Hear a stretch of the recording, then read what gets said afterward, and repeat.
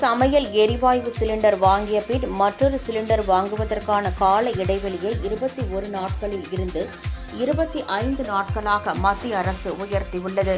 சர்வதேச சந்தையில் கச்சா எண்ணெய் விலை நேற்று $100 கடந்தது. ஈரான் போர் தொடங்கிய போது இருந்த விலையை விட இது 60% அதிகமாகும். இதனால் இந்தியாவில் பெட்ரோல், டீசல் விலை உயருமா என்ற கேள்வி எழுந்தது. இதுகுறித்து மத்திய அரசு வட்டாரங்கள் கூறுகையில், சர்வதேச எண்ணெய் சந்தை நிலவரத்தை மத்திய அரசு உன்னிப்பாக கண்காணித்து வருவதாகவும், பெட்ரோல், டீசல் விலையை இப்போதைக்கு உயர்த்தும் திட்டம் இல்லை எனவும் தெரிவித்துள்ளன.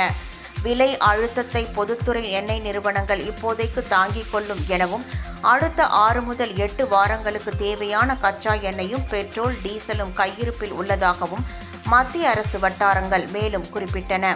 தடையற்ற விநியோகத்திற்கான முயற்சிகள் தீவிரப்படுத்தப்பட்டுள்ளதாகவும், வீட்டு பயன்பாட்டு சமையல் எரிவாயு உற்பத்தியை அதிகரிக்க எண்ணெய் நிறுவனங்களுக்கு உத்தரவிடப்பட்டுள்ளதாகவும் மத்திய அரசு வட்டாரங்கள் தெரிவித்துள்ளன.